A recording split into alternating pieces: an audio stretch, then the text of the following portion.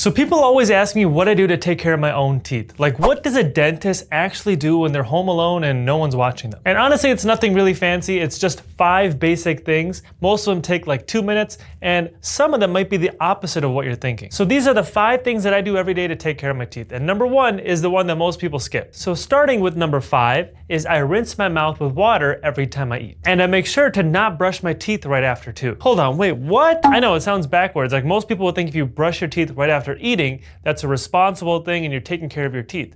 The problem is anytime you eat, your mouth gets acidic.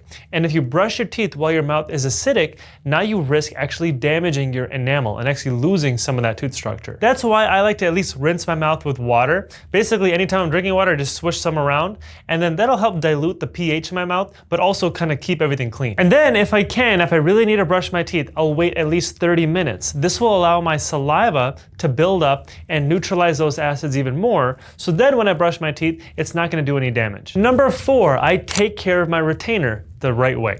So if you've had braces or if you had Invisalign before, you probably know about that dreaded retainer. You gotta wear it for life. Most of the time, you just gotta wear it at nighttime, and if it's that plastic retainer, you just put it in at nighttime and you cannot miss a night.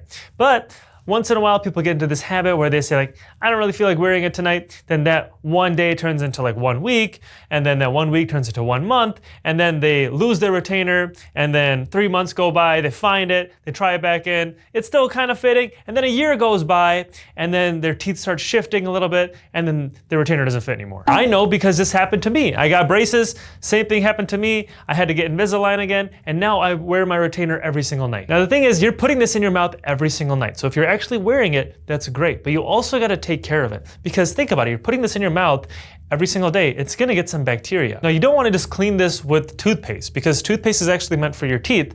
It's not meant for other products, and it'll actually scratch that retainer and make it more likely to stain. Now I know there's a lot of different products out there, but I'm gonna give you a little tip. The best product that I like to use is that 3% bottle of hydrogen peroxide. You can get it for like $1 or $2 at most convenience stores.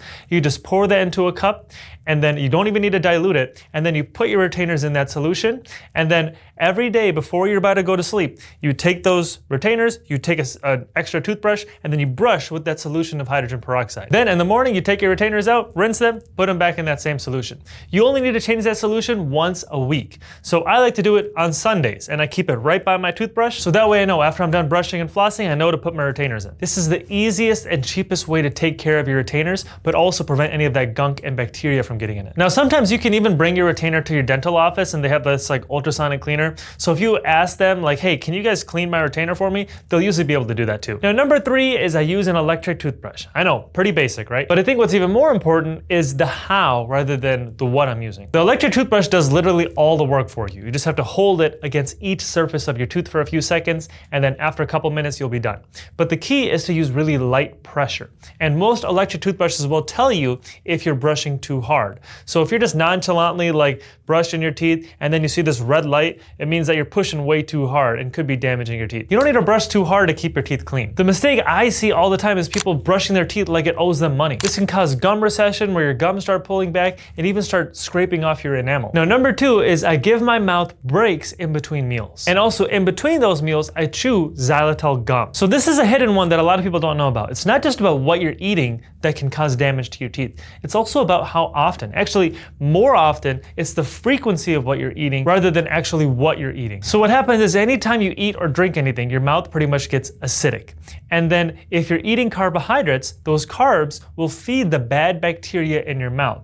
And those bacteria can poop out an acid that will damage your teeth even more. So either way, whether you're drinking something or eating something that's acidic, or you're feeding those bad bacteria that will in turn poop out acids, at the end of the day, acid is damaging your teeth. And if you have a constant exposure to food or snacks or carbohydrates, you're gonna constantly have this exposure to acid in your mouth, and you're not gonna give any break.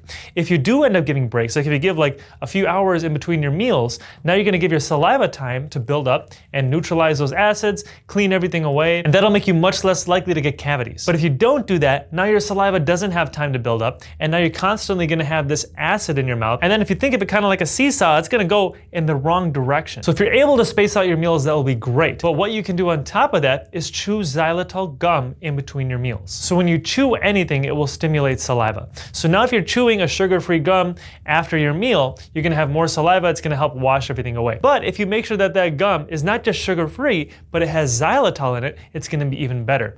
Xylitol is the only sugar substitute that actually prevents cavities.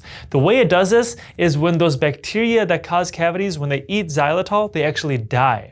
So xylitol is very, very good for your teeth. And if you start incorporating this in between meals, it's gonna make your teeth a lot healthier. Now, the number one most important thing on my list, I actually floss my teeth. This is the number one thing, the thing that most people skip. It's cleaning in between the teeth. When you brush your teeth, it only cleans about 60% of the tooth surface. You're cleaning the outside, the top part, and then the inside, but you're not cleaning the in-between. But a lot of times when we see cavities on x-rays, we see them starting in between the teeth.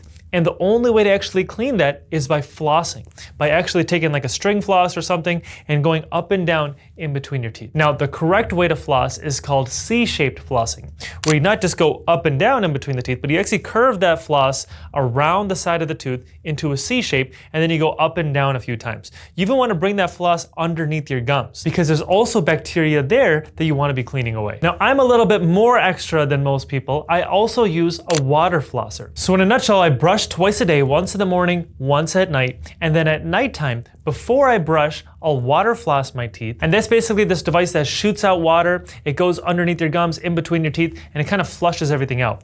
And then I'll brush my teeth, and then at the very end, I will floss my teeth. You might think, what's the difference? Why would I have to do both water flossing and string flossing? Well, you don't really have to do both. I just think it works a lot better because they do slightly different things. Water flossers are great to kind of flush everything out and get like all this debris out of there or any like chunks of food or anything like that. But those string flossers, whether you're using like those floss picks or like the string floss on your fingers, those will actually mechanically like scrape off any plaque. So sometimes the water flosser will actually not get those little tiny pieces of plaque.